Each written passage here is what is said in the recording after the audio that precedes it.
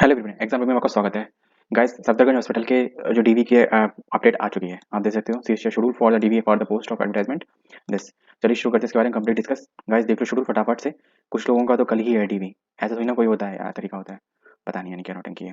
देखो, ओटी वालों का और ओटी असिस्टेंट का कल है और परसों है। ये एड्रेस है, मैं इस पीडीएफ का लिंक आपको डिस्क्रिप्शन में दे दूंगा और ऑफिशियल पेज का दे दूंगा, जिससे कि आप इस पे पहुंच जाओ डायरेक्ट। ठीक है। फैमिली वेलफेयर एक्सटेंशन का इसका 14 है और कंप्यूटर का भी 14 है। ये एड्रेस है, इस एड्रेस पे आपको पहुंचना है। ये राइट साइड में एड्रेस दिया गया है, इसलिए टाइम शेड्यूल इसमें नहीं दिया गया है। ठीक। 15 तारीख को फार्मासिस्ट का है। 15 तारीख को बहुतों का पेपर भी है फार्मासिस्ट का, एसजीपीजीआई का। ठीक है। ये रिक्रूटमेंट है सत्तरगंज हॉस्पिटल में। ठीक है। या ईसीजी टेक्नीशियन का 15 को है। 15 को ही ऑप्टोमेट्रिक्स का है। 18 तारीख को ही फिजियोथेरेपिस्ट का है और 19 तारीख को ही फिजियोथेरेपिस्ट का है। ये एवेन्यू सब दिया गया है। देखो मेन चीज़ है, ये सब चीज़ें मैंने देख लिया। आप चलिए इंस्ट्रक्शन देख लेते हैं क्या है। सबसे पहले भाई हमें पता कैसे चले कि हमारा सिलेक्शन हुआ है कि नहीं, हम मेरिट लिस्ट में आए हैं कि नहीं। That's it. रिजल्ट तो हमने देख लिया, आपको दिखाई दिया होगा मैंने। नंबर वन, आपको इस साइट पे जाना है। ठीक है। रिपोर्ट आपको मैंने आपको बताया था एडमिट कार्ड डाउनलोड वाली है साइट, बस उसी पे इसी पे यहाँ पे जाना है ना। लॉगिन करना है। लॉगिन करके अपनी डिटेल भरनी है यहाँ पे। ठीक है। और अपना इसमें जो कि दिया गया है, एक सेकेंड, है ना। और जो आपको डॉक्यूमेंट वेरिफिकेशन एडमिट कार्ड, जो आपको पुराना एडमिट कार्ड होगा वो अलग होगा, डॉक्यूमेंट वेरिफिकेशन एडमिट कार्ड अलग होगा। और डीवी शीट दी गई होगी। ठीक है। जिसमें कि आपको अपने सारे डॉक्यूमेंट लिखेंगे, हम ये डॉक्यूमेंट दे रहे हैं। तो ये दोनों चीज़ें आपको वहाँ पे डाउनलोड करने का ऑप्शन दिख जाएगा। ठीक है। जब तक नहीं दिख रहा है तब तक आप अपने डॉक्यूमेंट प्रिपेयर कर लो, जो जो इसमें आपने लगाए हैं या फिर जिस पोस्ट के लिए आपने डाला है एलिजिबल। कौन कौन से डॉक्यूमेंट है, ओरिजिनल सर्टिफिकेट चाहिए सारे, सर्टिफिकेट्स और मार्कशीट सारी। ठीक है। 10th से आपको स्टार्टिंग करनी है और बाकी जो भी आपकी मतलब मैक्स जो आपकी क्वालिफिकेशन है उसके। देखो उसके लिए मेन चीज़ आपको जो मेन मेन चाहिए वो देखो, एज और कास्ट सर्टिफिकेट वगैरह अगर आपने लिया हो, क्लेम किया हो कैटेगरी वगैरह, तो वो चाहिए। ओबीसी, ईडब्ल्यूएस, एससी, एसटी जो भी आपने लिया हो, एक्स वाई जेड जो भी। जनरल वालों के लिए तो कुछ भी नहीं रखना। ठीक है। और 4 फोटो चाहिए, recent passport size photo along with the admit card issue by the HLN for. जो सीवीटी एग्जामिनेशन हुआ था ना आपका, है ना, उस वो वाला भी एडमिट कार्ड चाहिए। ठीक है। और 4 फोटो चाहिए पासपोर्ट साइज। ठीक है। 4 नहीं, आप 8 लेके जाना। ठीक। जो भी आपकी रिसेंटली और मे बी जो उसमें अपलोड करी हो ना उस वक्त जो थी वही लेके जाना। Multiple set of the photo copies of the all certificates and the marksheet. ठीक है। क्लास 10 से स्टार्ट एज एव जो भी आपकी हो। ठीक है। आपने जैसे कि बैचलर्स के लिए हो, है ना, मास्टर्स डिग्री के लिए हो, तो जो भी आपकी मैक्सिमम हो तो वो आपको करना है जो पोस्ट के रिगार्डिंग, है ना। अब बात करें कास्ट सर्टिफिकेट, जो कास्ट सर्टिफिकेट जो भी आपका हो सेंट्रल गवर्नमेंट वाला इसमें लग चलेगा, तो गवर्नमेंट ऑफ इंडिया उसमें लिखा होगा तो वो चाहिएगा। ठीक है। Financial year 22-23 issued by 1/4 on और आफ्टर 1/4 के बाद वाला चाहिए। अब इनसे एक बात पूछो कि पहले आपने नहीं बताया, अब एकदम से कोई क्या नया बनवा लेगा क्या, है ना। लेकिन मैंने चाहिए क्या है, अगर 1/4 से पहले भी है तो वो आपको मना नहीं करेंगे, क्योंकि आपको एक डीवी का मेरे ख्याल से आपको, जैसे कुछ डॉक्यूमेंट ऐसे होते हैं एकदम नहीं बन पाते हैं, तो आपको कुछ टाइम दिया जाएगा मेरे ख्याल। अब जैसे कि मैं अगर मेरा जाऊँ तो मेरा 1/3 का बना हुआ है। ठीक है। तो 1/3 का इसमें वैलिड होगा कि नहीं होगा अब मुझे नहीं पता। अब इसमें 1/4 लिखा है 22-23 का ही, है ना, पर है 1/3 का, क्या कर सकते हैं। लेकिन फाइनेंशियल ईयर वाला चक्कर है तो ये ईडब्ल्यूएस वालों के लिए होगा मेन चीज। ठीक है। ये देखो मैंने कहा ना ईडब्ल्यूएस वालों के लिए होगा मोस्टली, है ना, देख सकते हो। अब नेक्स्ट क्या है कि देखो एज रिडक्शन के लिए, देखो जो भी हम सर्टिफिकेट वगैरह लगाते हैं तो वो एज रिडक्शन के लिए होगा, ओबीसी, ईडब्ल्यूएस, एससी, एसटी जो भी है।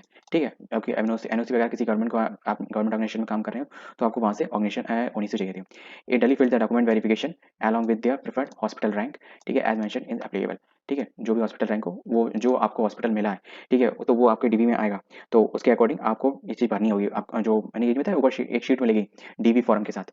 ठीक है। डीवी फॉर्म के साथ ये जो डीवी शीट मिलेगी उसमें भरना पड़ेगा। तो उसमें तो सारे कॉलम होंगे ना, आपको शो हो जाएंगे। अभी मेरे में मैं भी क्या है, जस्ट मैंने डाउनलोड करने का ऑप्शन देखा, नहीं आ रहा था। आपके में अगर आ रहा हो, मे भी हो सकता है मेरा नहीं हुआ हो, है ना।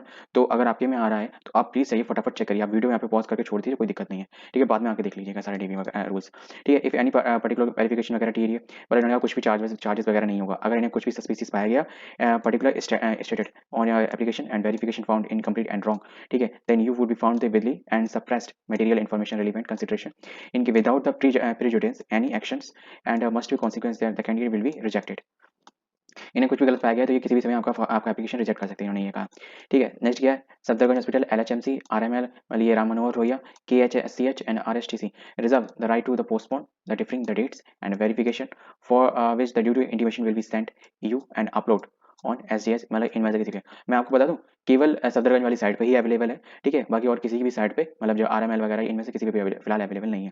सॉरी, सफदरगंज जो है आरएसटीसी वाली साइट है, उस पर अवेलेबल है। मैं भी आपको दिखा दूंगा। ठीक है। अब जैसे मैं चीज़ in the event the claim the entertain the against the cancellation charge and ticket. अरे यार, मतलब कुछ टिकट वगैरह कुछ भी नहीं लगेगा चार्जेस। ठीक। Candidate schedule and the verification on the date may be have to overstay by not more than 1 day, overstay by not more than 1 day, for which he and she should make an arrangement होगा और क्या। ठीक है, make it is on expense. अरे यार वो तो सब करके ही जाएंगे, मतलब इन्होंने कहा है आप ना मतलब अपनी तैयारी करके ना एक आध दिन रुकना पड़ सकता है एक्स्ट्रा, ठीक है, नॉट मोर देन स्टे। मतलब अगर ज़्यादा रुकने का ऐसा नहीं है कि जैसे कि उन्होंने कहा कि आपको एक दिन रुकना पड़ेगा, तो ऐसा नहीं है कि आप उनसे चार्जेस लें, नहीं ऐसा नहीं कर सकते, ठीक है भैया, नहीं करेंगे और कुछ। नेक्स्ट जो रूल क्या है, एनओसी चाहिए डिपार्टमेंट से, सर्टिफिकेट चाहिए, ठीक है, बिल परफॉर्मा में पर्टिकुलर परफॉर्मा में आपको नोटिफिकेशन मिल जाएगा अगर आप सेंट्रल गवर्नमेंट में हो या फिर किसी ऑटोनोमस बॉडी में आप वर्क कर रहे हो, ठीक है। Requested the report in the venue. Requested to report at venue before 30 minutes of the reporting time positively in the verification of the document. अब आप कहोगे कि 30 मिनट्स पहले, कितने बजे से पहले? वो आपको जो मैंने अभी बताया डीवी लेटर डाउनलोड होगा ना, डीवी एडमिट कार्ड, तो डीवी एडमिट कार्ड जो डाउनलोड होगा उसमें टाइम दिया होगा, उससे कहा गया 30 मिनट्स पहले, जैसे कि अपने एग्जाम में होता है ना, आधा घंटे पहले है, that's it. The allocation of the hospital, ठीक है, the consideration and upon the candidate merit को score the hospital preferences submitted by them, the availability of the seats within the respective hospital institution, taking the consideration taking the consideration and applicable reservation criteria, and it will be imperative to note that the ultimate authority for the hospital allocations rests solely and the discretion of the Safdarjung Hospital। सीधी सी बात है, वो कभी भी किसी भी post को कम ज़्यादा कर सकते हैं, ये उन्होंने कहा है, मतलब रोक सकते हैं किसी भी मेरिट, है ना, upon the merit score hospital preferences submitted by, अगर जैसे ये कोई चीज़ अवेलेबल नहीं हुई है ना, तो फिर वो आगे मतलब आगे बढ़ा सकते हैं।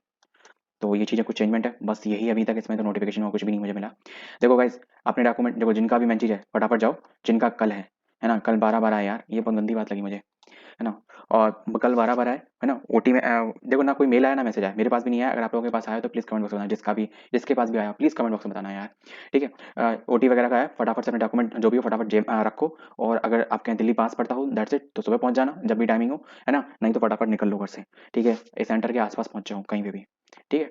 और जिनका भी नेक्स्ट डे वगैरह तो वो अपनी प्रिपेयर कर लें, जिनका भी 13, 14, 15 जब भी है नेक्स्ट, है ना, तो वो अपना प्रिपेयर कर लें और उस डे के लिए रेडी हो जाए अपने डीवी के लिए, ठीक है। फटाफट से जाओ और साइट पे जाके डाउनलोड करने का ऑप्शन देखो, इसमें डाउनलोड करने का ऑप्शन मिल रहा है कि नहीं मिल रहा है, देखिए ऐसे करके ये साइट का लिंक है ना, मैं आपको एचएलएल डाल देना, एचएलएल डाल दोगे ना गूगल पे तो ये पेज खुल के आ जाता है ना, HLLCBD.exam.in, ठीक है, तो ये आप जैसे ही डाल दोगे तो वैसे ही खुल के आ जाएगा। एक सेकंड, इसमें राम मनोहर लोहिया वाले पे इसमें नहीं कुछ दिख रहा है, ठीक है, इसमें जो रिजल्ट में आपको दिख रहा है तो RSTC वाला है ना, नजफगढ़ वाला, ठीक है, केवल इसमें दिख रहा है और किसी में नहीं दिख रहा। देखो मैं आपको दिखा दे रहा हूँ यहाँ पे नीचे आके, यहाँ लेटेस्ट न्यूज़ में दिख जाएगा, अभी थोड़ा स्लो चल रहा है, ठीक है।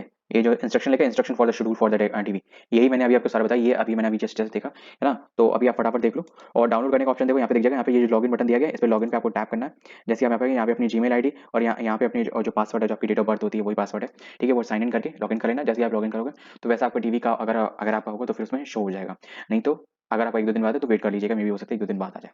तो बस वीडियो पसंद आई जाए फटाफट चेक करो, जल्दी बताओ, कमेंट बॉक्स में बताना, मिलते हैं नेक्स्ट वीडियो में, जय हिंद।